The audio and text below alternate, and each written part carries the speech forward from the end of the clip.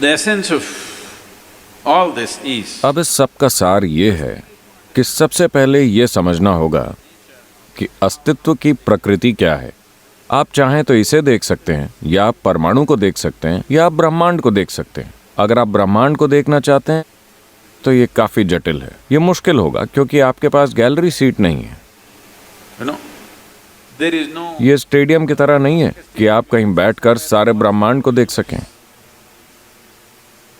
बहुत मुश्किल है। आप इसे सिर्फ टुकड़ों में देख सकते हैं। if you want to अगर आप एक परमाणु को देखना चाहें, किसी ने भी परमाणु को नहीं देखा है, क्या आप जानते हैं? क्या आपको पता है? एक सुपर इलेक्ट्रॉन माइक्रोस्कोप से भी आप एक परमाणु को नहीं देख सकते। हमने इसकी गतिविधियों को देखा है, activity, but we have पर हमने कभी परमाणु को नहीं देखा। लेकिन हम इसे तोड़ चुके हैं। हम उन चीजों को भी तोड़ सकते हैं जिन्हें हम देख नहीं सकते। ये हमारी इन दिनों हम इस पर बहुत गर्व महसूस करते हैं। हम किसी भी चीज को तोड़ सकते हैं। हम इसे बना सकते हैं या नहीं, इसमें संदेह है, लेकिन हम जो चाहें उसे तोड़ सकते हैं। भले ही हम इसे देख नहीं सकते, पर हम इसे तोड़ सकते हैं। अब आप क्या देख सकते हैं और क्या नहीं, ये भी बड़ी अनिश्चित चीज है। मेरा मतलब है, वो क्या है जो आप देख सकते हैं? अभी क्या आप मेरा हाथ देख सकते हैं? yes आप मेरा हाथ सिर्फ इसलिए देख सकते हैं क्योंकि मेरा हाथ प्रकाश को रोकता है।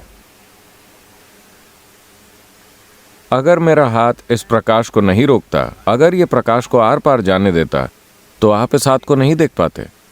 हाँ? या दूसरे शब्दों में, अभी आपकी आंखें सिर्फ उन्हीं चीजों को देख सकती हैं जो प्रकाश को रोकती हैं। जो भी चीज प्रकाश को आर पार जाने देती है, उसे आप नहीं देख सकते। सबसे पहली बात है कि आप प्रकाश को ही नहीं देख सकते। यहाँ जो प्रकाश है, क्या आप उसे देख सकते हैं? नहीं, आप सिर्फ उसे देख सकते हैं जो प्रकाश को रोकता है। जो प्रकाश को नहीं रोकता, आप उसे नहीं देख सकते। बहुत बुरी बात है ना? आपको उन सभी चीजों को देखने के काबिल होना चाहिए जो प्रकाश को आर पार जाने देती हैं, क्योंकि वो महत्वपूर्ण चीजें हैं। लेकिन अभी आपकी आंखें सिर्फ उसे ही देखने के लिए प्रशिक्षित हैं या देख पाने के काबिल हैं जो प्रकाश को रोकता है।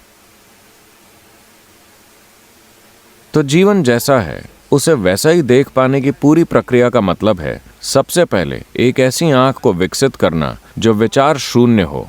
an eye which is ऐसी आंख जो विचारों से मुक्त हो। जब मैं विचारों से मुक्त कहता हूं, तो इसका मतलब है कि ये यादों की मिलावट से मुक्त हो। अभी ये दो आंखें यादों से पूरी तरह भरी हुई हैं। देखिए, आप ये देख सकते हैं। अगर आप कुछ लोगों के समूह को ऐसे देखते हैं, अगर आप बस यूं ही ऐसे देखते हैं, अगर इन सैकड़ों लोगों के बीच अगर कोई एक ऐसा चेहरा है जो परिचित है, तो आप देखेंगे कि वो चेहरा अचानक बिल्कुल स्पष्ट दिखेगा। क्या आपने गौर किया है? have you noticed this? आप सड़क पर जा रहे हैं, वहां सैकड़ों लोग खड़े हैं, आपका दोस्त उनके बीच है। अगर आप वहां देखते हैं तो सिर्फ उस दोस्त का चेहरा दूसरे लोगों के चेहरों से कहीं ज्यादा साफ दिखाई देता है, क्योंकि ये आंख यादाश्त के साथ काम करती है। आपके पास जितनी ज्यादा यादें होती हैं, ये उतना ही बेहतर देखती है। अगर कोई यादें नहीं हैं तो ये नहीं देख सकती। यादों का मतलब है जमा किया हुआ अतीत। यादों का मतलब है जानकारी। यादों का मतलब है ऐसी चीज जो नहीं है, but लेकिन होने का नाटक करती है। यादें असलियत से ज्यादा असली होती हैं, है कि नहीं? yes or no?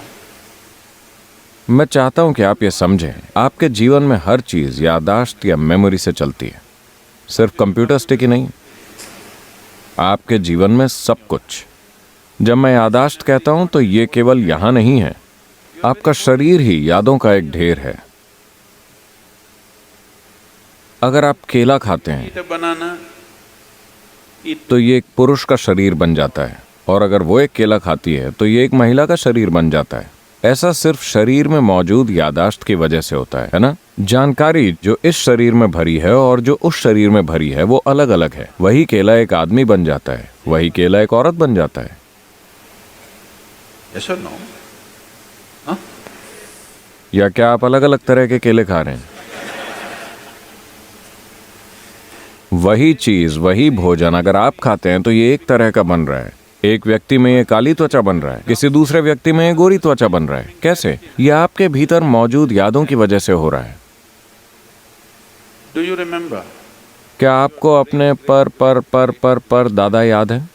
नहीं, लेकिन उनकी नाक आपके चेहरे पर बैठी हुई है। आपके शरीर को याद है ना? हो सकता है कि आपको कोई अंदाजा ना हो कि वो कौन थे, पर आपके शरीर को आज भी याद है। लाखों साल पहले आपके पूर्वज कैसे थे, इसे अब भी याद है ना? तो आप जिसे अपना शरीर कहते हैं वो बस यादों का ढेर है, और आंखें यादों से भरी हुई हैं। वो आंख जो यादों से भरी है, जो आंख यादों से दूषित हो चुकी है, वो किसी भी चीज को वैसा नहीं देख सकती जैसी वो है। ये चीजों को सिर्फ वैसा देखेगी जैसा इसके लिए सुविधाजनक है, क्योंकि सॉफ्टवेयर भीतर से काम कर रहा है। यह आपको किसी चीज को वैसा नहीं देखने देगा जैसी वो है। इसी को हम पारंपरिक तौर पर कर्म कह रहे हैं। कर्म। ये आपके शरीर में है, ये आपकी ऊर्जाओं में है। जिस तरह से आपके शरीर में रासायनिक प्रतिक्रियाएं होती हैं, ये उसमें है। ये आपके मस्तिष्क में है, ये आपके मन में है, ये हर जगह है। आपकी जो भौतिक ऊर्जा है उसमें भी यादाश्त होती है, क्योंकि आप देखेंगे कि एक व्यक्ति की ऊर्जाओं का बर्ताव दूसरे व्यक्ति की ऊर्जाओं से अलग होता है। ऐसा यादों के प्रकार के कारण होता है। अगर आप इससे छुटकारा पाना चाहते हैं तो ये एक लंबी प्रक्रिया है। And if you get rid of this, अगर आप इससे छूट जाते हैं तो व्यक्तित्व और शरीर ढह जाएंगे। so another way, तो दूसरा तरीका इससे एक दूरी बना लेने का है। इसे बस थोड़ा दूर रखिए। जब आप इसके साथ खेलना चाहें तो आप इसके साथ खेलिए। जब आप इसे स्विच ऑफ करना चाहें तो इसे स्विच ऑफ करना आपके लिए मुमकिन होना चाहिए। तो इसके लिए एक बाहरी दृष्टि की जरूरत होती है। right now, अभी आपके कान यादों से भरे हैं, आपकी आंखें यादों से भरी, आपकी जीभ यादों से भरी है। why अगर आपका जन्म कर्नाटक में हुआ है और अगर आप उत्तर भारत में जाते हैं तो आपको खाने का स्वाद अच्छा नहीं लगता, क्योंकि जीभ यादों से भरी है। yes or no? आप इससे परेशान हुए हैं या नहीं? आप उत्तर भारत में गए और उन्होंने कहा They said aloo bhaji, aloo matar, aloo palak, aloo parota, aloo they said. और आप वहां टिक नहीं पाए, Because क्योंकि आपकी जीभ यादों से भरी है। इसे वापस वही चीज चाहिए, वरना उसे दिक्कत होगी। so what तो यादों से भरे होने का मतलब है अतीत के खोल ने आपको जकड़ा हुआ है। it will not allow you. यह आपको वर्तमान में भी आने नहीं देगा। अतीत का खोल आपको बांधे रहता है और आप इसे ऐसा करने देते हैं क्योंकि इसमें सुरक्षा का एहसास होता है। तो ये एक खोल बना लेता है। इसमें सुरक्षा है, लेकिन सुरक्षा में कैद भी है। So imprisonment. अगर हम आपको लॉकर में बंद कर दें तो आप वाकई सुरक्षित रहेंगे, है ना? पर समस्या ये है कि आप बाहर नहीं आ सकते। यही तो सारी समस्या है। आपने जिन दीवारों को खुद की सुरक्षा के लिए खड़ा किया है, वो खुद को कैद करने वाली दीवारें भी बन गई हैं। यही जीवन की प्रकृति है। अगर आप खुद को भीतर से या बाहर से बंद कर लेते हैं, वो एक ही बात है। जब तक आप दरवाज़ा नहीं खोलते, इससे क्या फ़र्क पड़ता है कि किसी ने आपको बाहर से बंद किया है या आपने खुद को भीतर से बंद कर लिया है? वैसे भी आप बंदी ही हैं, है ना? अगर कोई आपको बाहर से बंद करता है तो आप कम से कम शिकायत कर सकते हैं और चीख सकते हैं। आपने खुद को भीतर से बंद कर लिया है तो आप बस मायूस ही हो सकते हैं। आप चीख भी नहीं सकते। आप किस पर चीखेंगे? तो हम इसी प्रक्रिया पर गौर कर रहे हैं। यादाश्त हर स्तर पर अपनी छाप छोड़ती है, यहां तक कि तत्वों के स्तर पर भी। 5 तत्व जो यहां काम करते हैं, उनके तुरंत बाद ही यादाश्त का काम शुरू हो जाता है। तो जब हम कर्म शब्द बोलते हैं तो ये कोई एक साधारण फॉर्मूला नहीं है, या लोग कर्म के सिद्धांत की बात करते हैं। हम किसी सिद्धांत की बात नहीं कर रहे हैं, हम एक तरह की वास्तविकता की बात कर रहे हैं। कर्म का मतलब है यादाश्त, कार्य और यादाश्त। पिछले कार्य सिर्फ यादों के रूप में मौजूद होते हैं, है कि नहीं? हाँ, यादाश्त सिर्फ यहां की नहीं है, शरीर के हर कोशिका की अपनी याददाश्त होती है। एक परमाणु का बर्ताव दूसरे परमाणु से अलग क्यों होता है, जबकि दोनों के घटक एक ही हैं? वो इसलिए क्योंकि इसमें याददाश्त होती है। हाइड्रोजन के परमाणु के पास एक तरह की यादें हैं, ऑक्सीजन के परमाणु की दूसरी तरह की यादें हैं। जब तक कि आप उन्हें आपस में नहीं मिलाते, वो उसी तरह बर्ताव करते रहेंगे।